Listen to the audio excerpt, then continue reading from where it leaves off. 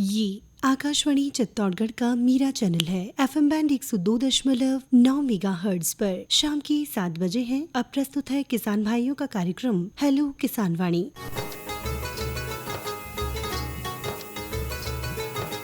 खेत और खलिहानों की सुनो कहानी, सुनो कहानी। खेत और खलिहानों की सुनो कहानी, सुनो कहानी। किसान वाणी, किसान वाणी, किसान वाणी, किसान वाणी, किसान वाणी, किसान वाणी, किसान वाणी, किसान वाणी। इस कार्यक्रम के प्रायोजक हैं कृषि एवं किसान कल्याण मंत्रालय, भारत सरकार। अरे अरे अरे क्या कर रहा है? इधर इधर इधर, हम बोल रहे हैं तेरे बीजू का। पुतला बोल रहा है? हाँ, पक्षियों से तो हम खेत को बचा लेते हैं, पर इन घातक रसायनों से कैसे बचाएं? मतलब? देख बेटा, तू जो ये अंधाधुंध रसायन मिलाता है ना, मिट्टी की सेहत बिगड़ने लगी है। और जब माटी ही कमजोर पड़ जाएगी तो उपज कैसे सेहतमंद होगी? अरे पहले ऐसा नहीं था।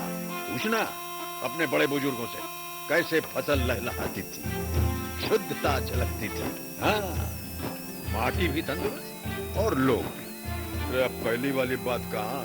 पर अब तो सभी डाले हैं। सब नहीं, आज भी लाखों जागरूक किसान परंपरागत विधि से फसल उगा रहे हैं। खर्चा कम और उपज की कीमत भी बेहतर पा रहे हैं।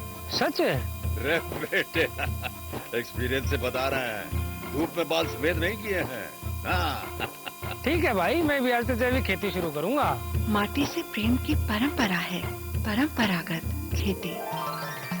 हेलो किसान वाणी कार्यक्रम सुनवा वाला सगला किसान भाया और बिनाने मारी रुक्मणी की ओरू गणो गणो राम राम सा। रुक्मणी बेनकर लारे मारी पूर्ण भाई की ओरू भी घना घना राम राम सा। राम राम पूर्ण भाई, राम राम। राम राम रुक्मणी बेन, राम राम। देखो आज है होली को त्योहार, और आज देखो होली और धुलंडी की सब किसान भाइयों ने ढेर सारी शुभकामना। और देखो किसान भाया, आज है मंगलवार और आज दिन है सजीव फोनिंग कार्यक्रम को। तो कार्यक्रम को विषय है जायद मौसम में फसला की खेती कसान करे किसान भाई।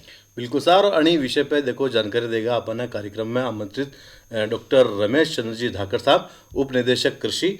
तो कार्यक्रम में स्वागत है धाकर साहब। राम राम सा किसान भाइयों। नमस्कार, राम राम। तो जो किसान भाई जायद मौसम की खेती कसान करे अणी विषय पे विशेषज्ञ जानकारी लेना चाहे तो माँ का कार्यक्रम में टेलीफोन करने जानकारी प्राप्त कर सके है। और अपना कार्यक्रम का टेलीफोन नंबर है 01472 294020। एक टेलीफोन नंबर और है किसान भैया, 01472 295020। तो डॉक्टर साहब देखो, आज अपने कार्यक्रम को विषय है जायद मौसम की जो फसला है वना की खेती किसान भाई कसान करे। तो सब पहला आप बताओ कि जायद मौसम की जो फसला है वी में कसी कसी फसला आवे है। जायद की जो फसलों की अपन बात करते हैं तो जो चित्तौड़गढ़ की जो जलवायु के आधार पे अपन बात करते हैं तो एक तो मूंग की खेती अपन यहाँ पे करते हैं मुख्य रूप से।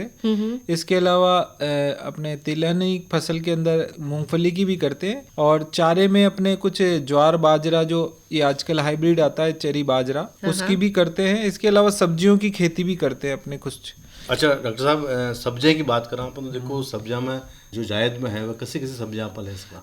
ज्यादातर आप बरसात का समय जो सब्जियां बोवा वे जायद में भी बो सका, कहा कि क्लाइमेट की सिचुएशन अगर अपन देखते हैं तो वो दोनों की एक जैसी है। तो जो सब्जियां अगर किसान भाई लेवो चाहे जायद की, तो वह कई तरीकों में लेवो चाहे। जायद की सब्जी बुआई करने के लिए जैसे अपने भिंडी का, और जैसे मिर्ची है, बैंगन है, टमाटर है, सभी की। इसके अलावा खरबूजा, तरबूजा, खीरा में ये जो कद्दू वर्गीय है, ये इस समय जैसे 15 फरवरी से 15 मार्च जो अभी गर्मी का सीजन स्टार्ट भी हो गया, और अभी जो तापमान है इनकी अंकुरण किसी भी बीज के होने के लिए अच्छी अनुकूलतम जलवायु भी इस समय है। अच्छा सर, तो डॉक्टर साहब आप बात करें कि जैसे कि जायद का मौसम में जो किसान भाई जायद का मूंग है या मूंगफली है या सब्जियां है ये लेवो चाहे, तो किसान भाई जो खेत की तैयारी है वो की तरीकों कर? देखो मुख्य रूप से जो बात अभी करा तो जो सरसों की फसल का कटाई होगी जिसमें जैसानी कटे हुए एक गहरी जुताई करनी पड़ती है। अच्छा उसके बाद गहरी जुताई करने के बाद खेत को थोड़ा सा 2-4 दिन का गैप रखने के बाद उसको मतलब हल्की जुताई करके खेत को प्लेन करना पड़ता है, और फिर उसके बाद अपने को बुआई करनी होती है। तो इस तरह से खेत की तैयारी करके फिर अपने को उसमें लाइन से लाइन की बुआई करनी होती है। बीज को जैसे मूंग की अगर अपन बात करें तो 15 से 20 किलोग्राम प्रति हेक्टेयर के हिसाब से इसकी बीज की आवश्यकता होती है मूंग में, ये बुआई करने के लिए। जैसे अपन उसको बीज को बुआई करी और फिर उसको पानी दे दिया जाता है, तो उसके 2-4 दिन बाद वो अपना उगना स्टार्ट होता है और हर 10 दिन में अपने को इसको पानी देना पड़ता है। अच्छा, अपन जायद की बात करें डॉक्टर साहब, तो देखो जायद का मूंग लेवा के लिए किसान भाई किस्मों को चयन के तरीकों का देखो, इसमें क्या है कि खरीफ और जायद में थोड़ी सी किस्मों में परिवर्तन है, क्योंकि खरीफ में तो है कि काफ़ी सारी फसलें होती तो बीमारियों का स्कोप कम रहता है, पर जायद में थोड़ा सा क्या दूसरी फसलें कम होती है, तो ये जो मूंगफली होती है, इनमें क्या है कि बीमारियों का प्रकोप ज़्यादा रहता है। तो कुछ किस्में हैं जो विशेष तौर पे जायद के लिए डेवलप की गई है। अच्छा सर। और उन किस्मों में जैसे मैं आपको बताना चाहूँगा है K851 है, IPM 0204 है और पूसा विशाल है, और इसके अलावा पूसा मूंग लुधियाना है। ये जो 4 से 5 किस्में हैं, ये अलग अलग किस्में हैं और इनमें 60 से लगाकर 80 दिन में ये किस्में तैयार हो जाती पककर पूरी फसल। दूसरी कुछ किस्में हैं जो 80 से 100 दिन लेती है। तो दोनों में थोड़ा सा जितनी जल्दी पक के तैयार होती है उतना उपज में थोड़ा सा कमी रहती है। 2 से 3 कुंटल का इनका उपज का फर्क रहता है। जो 60 से 80 वाली होती है वो 10-11 कुंटल प्रति हेक्टेयर के हिसाब से इनकी उपज होती है। डॉक्टर साहब, अपन बात करें किस्म की, तो देखो चित्तौड़गढ़ में जो है वह किसी किस्म उपयुक्त रहे। चित्तौड़गढ़ में K851 पूसा विशाल ये आसानी से यहाँ पे बाजार में मिल भी जाती है और यहाँ पे उचित जलवायु के लिए बढ़िया है। यहाँ पे किसान अच्छे इसकी बुआई करते हैं। देखो डॉक्टर साहब, अपने किसान भाई ने एक बार फेरू नंबर बता दिया ताकि भी कार्यक्रम में फोन करना जानकारी अधिक प्राप्त कर सके। तो हमारा टेलीफोन नंबर है 01472240220 और दूसरी लाइन का नंबर है 2950220। तो जो भी किसान भाई जायद मौसम की फसला की खेती किसान करे इस विषय पे जानकारी प्राप्त करना चाहे या कई समस्या हुए वी पे जानकारी लेना चाहे तो माँ के कार्यक्रम में फोन करने जानकारी प्राप्त कर सके है साहब। बिल्कुल साहब, देखो या तो भी फोन नंबर की बात, और अब डॉक्टर साहब अपन बात करें कि जायद मूंग की किस्म की, तो किस्म की बात तो भी है, पर देखो जायद मूंग में अगर बुआई करना हो तो उपयुक्त समय कई है। इसमें जो उपयुक्त इसका समय है 15 फरवरी से लगाकर 15 मार्च का जो समय होता है वो सबसे उपयुक्त होता है, क्योंकि जैसे ही 15 मार्च के बाद अगर अपन बुआई करते तो उधर जो खरीफ सीजन की होता है वो डिले हो जाता है, क्योंकि मानसून आने की संभावना रहती है और फसल इधर ये हो जाती। तो जो अगर अपन इसी समय अगर बुआई करते 15 फरवरी से 15 मार्च के बीच में, तो अपनी फसल उचित समय पे कट जाती है और वापस खरीफ की आगे की बुआई की जा सकती है। इससे जैसे ही देरी पे अपन बुआई करते हैं तो फिर गर्मी में उसका कुछ न कुछ फसल पर विपरीत प्रभाव भी पड़ता है और आगे खरीफ पूरी डिस्टर्ब हो जाती है। इस समय को विशेष तौर पे अपने को ध्यान रखना होता है। डॉक्टर साहब, आप अपन किस्मा की भी बात की थी, किस्मा भी बताइए आप मूंग की, तो अना किस्मा को चुनाव करवा के बाद बीजा ने उपचारित करना भी जरूरी है साहब। बीजा में अगर अपन उपचारित करके बोते हैं तो क्योंकि देखो जो बीमारियां और रोग कीट जो आते हैं मुख्यतः बीज के साथ से आते हैं। अगर आपने बीज को अच्छे से उपचारित करके बुआई करी तो उसकी मतलब बीज अच्छा है तो उसका उत्पाद भी अच्छा मिलेगा, फसल भी अच्छी होगी। बीज में ही अगर रोग है, रोग के बीजाणु है, तो बीज उगते ही उसमें रोग शुरू होता है और फसल को पनपने नहीं देता है। इसलिए अपने को बीज को उपचारित करने के लिए अलग अलग 3 तरह की दवाइयां काम में ली जाती है। तो सबसे पहले अपन बात करते हैं तो इसमें एक कवकनाशी जो थायरम और बाविस्टीन 2 दवाइयां हैं। 2 ग्राम प्रति किग्रा बीज के हिसाब से इनको कवकनाशी के रूप में प्रयोग किया जाता है। दूसरी एक दवाई है कीटनाशी जिसका नाम है इमिडाक्लोप्रिड। ये भी 5 ग्राम प्रति किलोग्राम बीज के हिसाब से अपने को आवश्यकता होती है।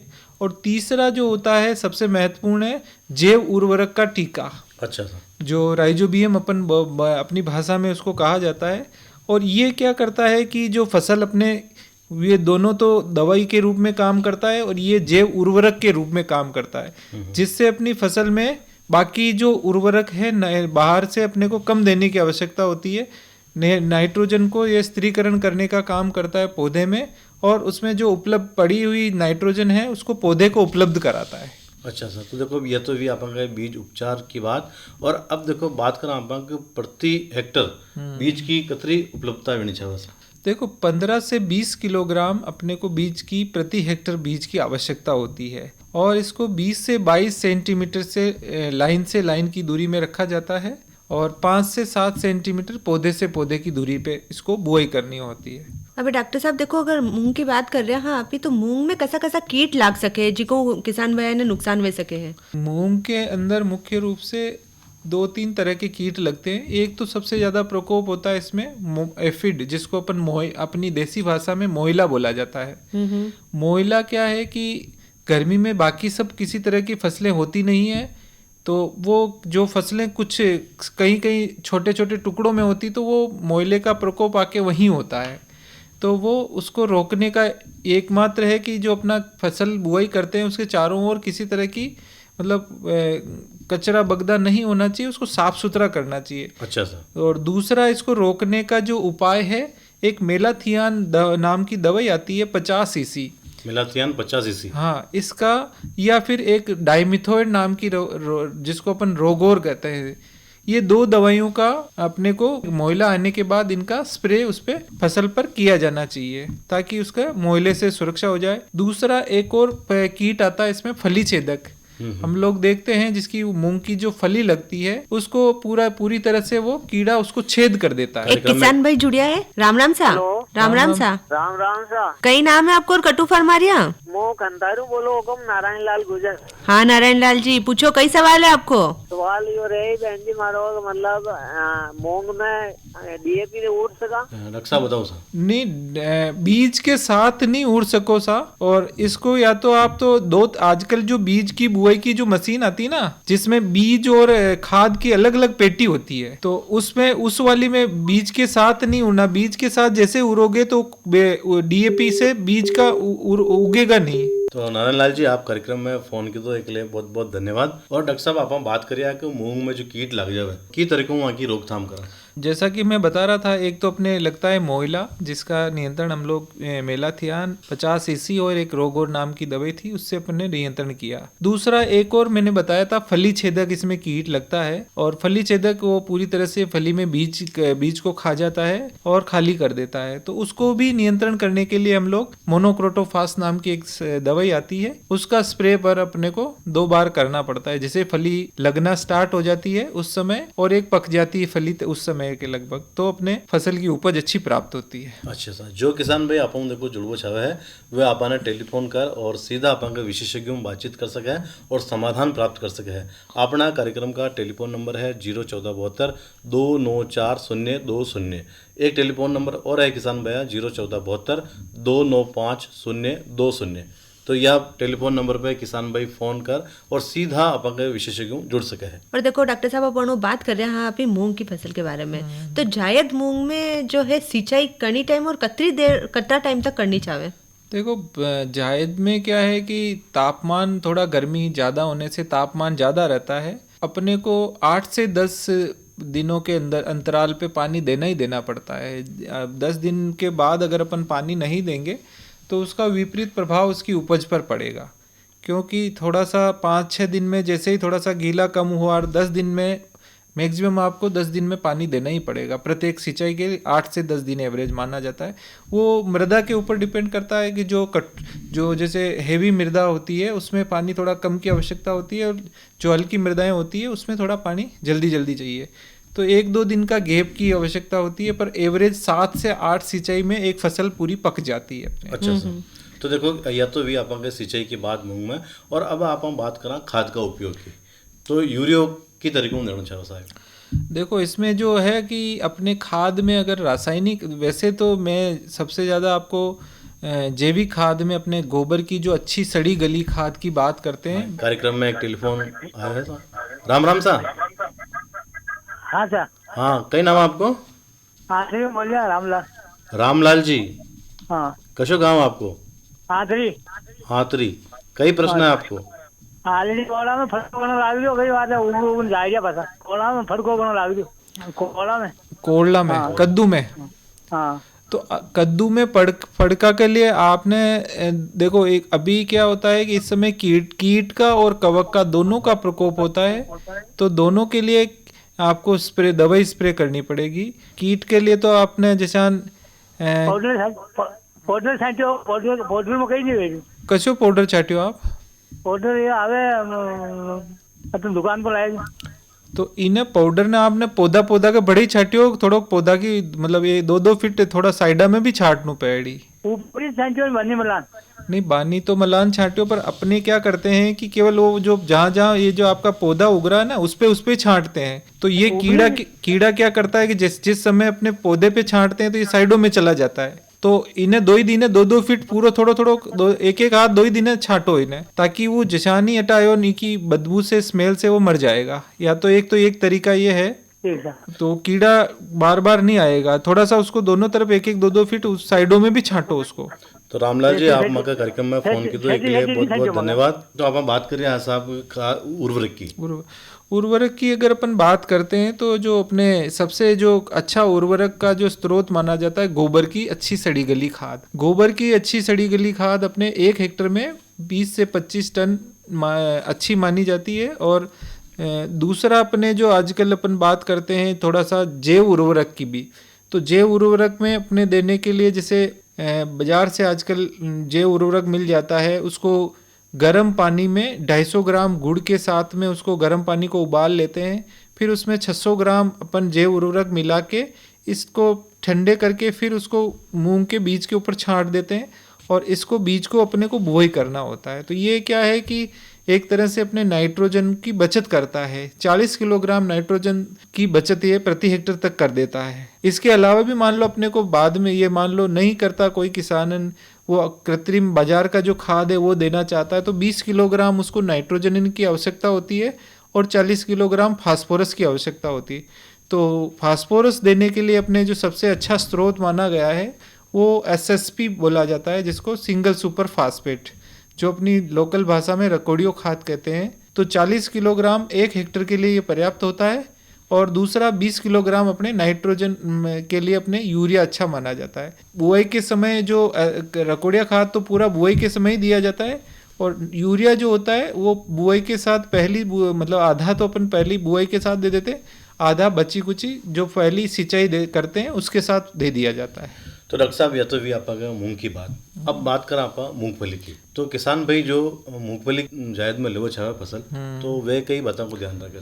तो मूंगफली का भी सेम समय है। मूंगफली में भी मुख्य रूप से देखिए दोनों मतलब कुल देखे तो दोनों का मूंगफली का और मूंग का एक ही कुल के लगभग ही है। फर्क ये है कि मूंगफली मतलब जमीन के अंदर लगती है और मूंग जो है फली वो जमीन के ऊपर लगती है। अच्छा सर। और थोड़ा सा अपने इसमें ये है कि मूंगफली में बीज की मात्रा थोड़ी ज़्यादा 80 से 100 किलोग्राम प्रति हेक्टेयर की आवश्यकता होती है और इसका दाना बड़ा होने के कारण ज़्यादा गहराई पे इसको बुआई करें तो भी थोड़ा बहुत ये कोई दिक्कत नहीं आती है। उसकी जो मूंग का क्या बीज का दाना छोटा होने से अंकुरण में थोड़ी समस्या आती है, पर मूंगफली का आसानी से हो जाता है। अच्छा किस्म की बात करें आप मूंगफली की तो कसी किस्म अच्छी रहे जायद में? मूंगफली में जो अपने बात करते हैं तो लोकल यहाँ की 2-3 जो देसी किस्में हैं। डॉक्टर साहब एक किसान भाई आप जुड़िया ऐसा राम राम सा। राम राम सा। कटु फरमारिया और कई नाम है आपको? मैं बाबरे खड़ा हूँ, कपासन तहसील जिला चित्तौड़गढ़ में बोल रहा हूँ। बाबरे खड़ा। कई नाम है?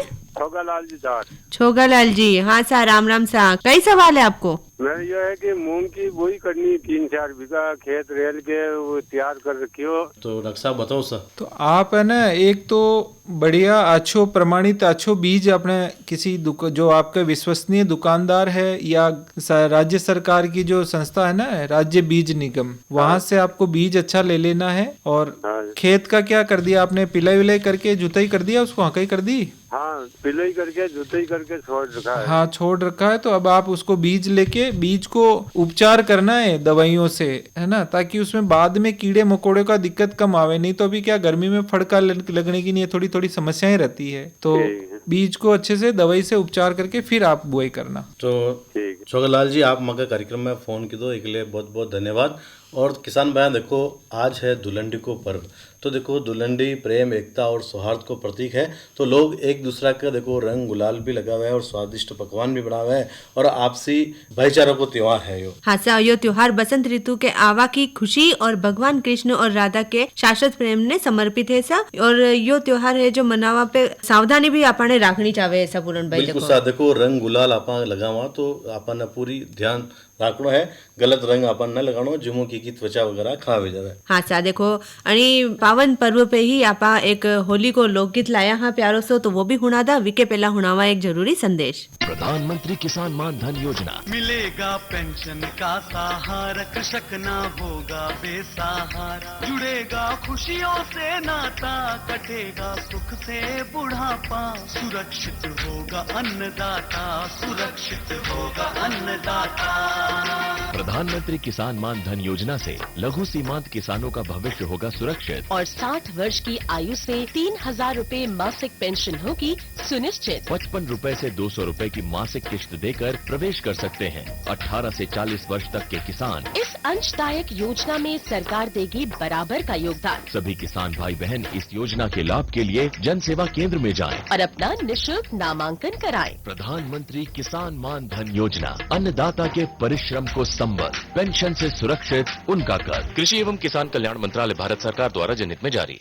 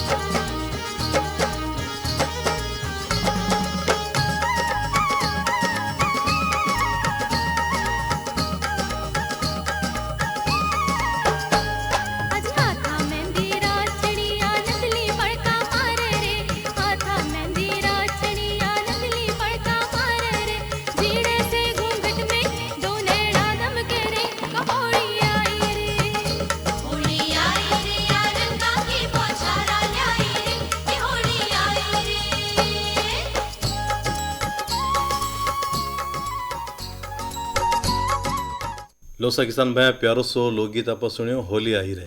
तो देखो होली को त्यौहार है, भाईचारा को त्यौहार है, प्रेम और सौहार्द को त्यौहार है।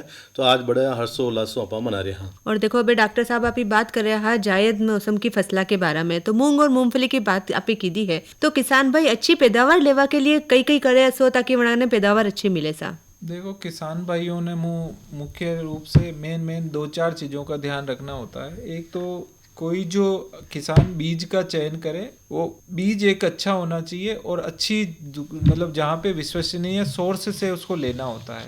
किसान भाई वो लोकल लेवल पे किसी भी बीज अगर ख़राब हो जाता है, ख़राब अगर बुआई कर दी है तो आधा उसके उपज का प्रभाव पड़ जाता है। दूसरा उसकी जब भी बुआई करता है तो बीज को उपचारित करना होता है। किसान भाई जल्दी में बुआई करने के चक्कर में कि उसको उपचारित ही नहीं कर पाता है, तो उसके लिए 3 सिस्टम होते हैं, कीटनाशी, कवकनाशी, कीटनाशी और जैव उर्वरक से। इन तीनों से उसको उपचारित करके ही बुआई करता है, तो उससे उसको रोगों से, कीटों से और उसका उर्वरक का काम भी जैव उर्वरक कर देता है। और छोटा मोटा बाकी रोग आते हैं तो छोटा मोटा 1-2 बुआई स्प्रे उसको, जैसे कीटनाशी का, और अपने मान लो कोई किसी तरह का वायरस द्वारा प्रकोप होता है तो इसका भी दवाई का स्प्रे करके। तो ये मोटी 4-5 चीज़ें हैं जिनका अगर अपने किसान अगर समय पर इनका ध्यान रखें। और इसका बुआई का समय सबसे महत्वपूर्ण है। 15 फरवरी से लगाकर 15 मार्च ये जो बुआई का समय है, चाहे मूंगफली हो चाहे अपने मूंग हो जायद के, ये अच्छा समय है और सब्जियों के लिए भी ये उचित समय है। और इन पे अगर किसान भाई बुआई करता है, इन बातों का ध्यान रखता है, तो उनकी अच्छी पैदावार भी वो किसान भाई ले सकता है। अच्छा डॉक्टर साहब, मूंग और मूंगफली जायद की उत्पादक जो है आपका उत्पादन है वहाँ को रख रखाव किसान भाई की तरीकों करे जो लंबे समय तक वह अच्छी तरह चल जाए। देखो किसान भाई क्या कर लेता, उत्पादन तो कर लेता है, पर उसका भंडारण, उसको कैसे किसान घर पे लाके उसको कैसे रखना होता है, ये थोड़ा सा किसान भाइयों ने ध्यान की कमी होती है। तो उसको क्या होता है, किसान भाई उसको पूर्णतः जैसे थ्रेसिंग करने के बाद उसको अच्छा सा सुखा के 9 से 10% नमी पर ही उसको भंडार करना होता है। 8% तक नमी पर अगर वो भंडारित करता है तो उसका जो उपज होती है वो लंबे समय तक टिक जाती है। नहीं तो अगर वो मॉइस्चर, अगर उसमें नमी की मात्रा अधिक रह जाती है तो वो उसके फसल को जल्दी कीट प्रकोप भंडारण के दौरान ही लग जाते हैं और किसान को बहुत बड़ा नुकसान उठाना पड़ता है। देखो देखभाल की बहुत जरूरत रहे और सावधानी जरूर अपन ने रखनी है। तो देखो किसान भाई जायद का मौसम में पूरण भाई एक किसान भाई और जुड़िया है अपन। राम राम सा। राम राम सा। कटु फरमारिया वो रामजी चंद्र बोल रहे हो। कई नाम है आपको? लक्ष्मण लाल शर्मा। लक्ष्मण लाल जी पूछो सा। अरे बढ़िया देख रही हो, बढ़िया बीज मोटो आ रहे हो, सब चौड़ा ही पड़े नेम पोरी देखी तो छटू। बताओ डॉक्टर साहब। चौड़ा की कई हो रही हो आपके बीज नारिया हमारे मोटो दोनों आ रहे फोड़ जो कीड़ा मकोड़ा भी गिरा आ रहा था। हाँ तो इमा आप है ना एक डाइमिथोएट रोगोर नाम की दवाई आवे उन्हें छाटी की। तो ये आपने छाटनी पड़ी 10-10 दिन का अंतराल में वापस छाटनी पड़ी यदि जाने को रोग को। तो आप देखो मका कार्यक्रम में फोन की दो के लिए बहुत बहुत धन्यवाद सा। तो डॉक्टर साहब आप आज बात की थी जायद मौसम में फसलों की खेती किसान करा, बहुत ही बढ़िया जानकारी आप किसान बहने दी है, इसके लिए बहुत बहुत धन्यवाद और राम राम सा। राम राम सा। और अब देखो आज मौसम की जानकारी भी आप ही देता है। तो आज को अधिकतम तापमान है 33 डिग्री सेल्सियस, न्यूनतम तापमान है 16 डिग्री सेल्सियस और आर्द्रता है 17% और हवा में नमी आज है 12 किलोमीटर प्रति घंटा के हिसाब। बिल्कुल सर। काल का मौसम की आप बात करें किसान भाई तो देखो अधिकतम तापमान है 34 डिग्री सेल्सियस, न्यूनतम तापमान 17 डिग्री सेल्सियस, हवा में आर्द्रता 13%, हवा की जो रफ्तार है 16 किलोमीटर प्रति घंटा। और अब देखो कार्यक्रम को टाइम वेरे है पूरो देव माने इजाजत काले पाचा मला आणि आशा के साथ गणा गणा राम राम सा। इस कार्यक्रम के प्रायोजक कृषि एवं किसान कल्याण मंत्रालय भारत सरकार। खेत और खलिहानों की सुनो कहानी, सुनो कहानी, खेत और खलिहानों की सुनो कहानी, सुनो कहानी।